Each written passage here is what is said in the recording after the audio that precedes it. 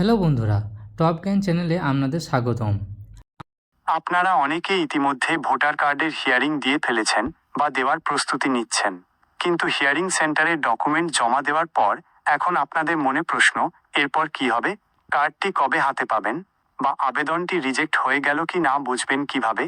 আজকের ভিডিওতে আমি এই সব প্রশ্নের উত্তর দেব। 2 হিয়ারিংয়ের পর অফিসারের কাজ, ইন্টারনাল প্রসেস।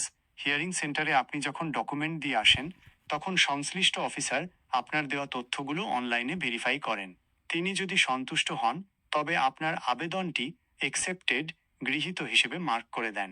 এরপর এটি উচ্চপদস্থ কর্মকর্তাদের অনুমোদনের জন্য পাঠানো হয়। 3 স্ট্যাটাস চেক করবেন কিভাবে? ভোটার পোর্টাল voters.eci.gov.in এর লিঙ্ক বা ভোটার হেল্পলাইন অ্যাপে গিয়ে আপনার রেফারেন্স নাম্বার দিয়ে স্ট্যাটাস চেক করুন। সেখানে যদি দেখেন অ্যাকসেপ্টেড লেখা দেখাচ্ছে, তবে বুঝবেন আপনার কার্ডটি তৈরির কাজ শুরু হয়ে গেছে। 4 কার্ড কবে এবং কিভাবে পাবেন? Card delivery. আবেদন গৃহীত হওয়ার সাধারণত 15 থেকে 30 দিনের মধ্যে আপনার ডিজিটাল ভোটার কার্ড বা ইপিক জেনারেট হয়ে যায়। সেটি আপনি ফোন থেকেই ডাউনলোড করতে পারবেন। আর প্লাস্টিক কার্ডটি স্পিড পোস্টের মাধ্যমে আপনার ঠিকানায় আসতে 2 থেকে 3 মাস সময় লাগতে পারে।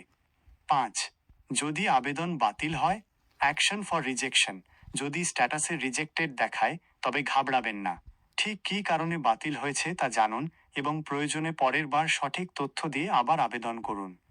6 উপসংহার, কনক্লুশন। আশা করি হিয়ারিংয়ের পরের ধাপগুলো নিয়ে আপনাদের আর কোনো চিন্তা নেই।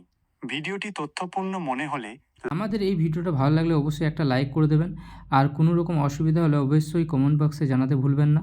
কমেন্ট করে আমাদের জানাবেন।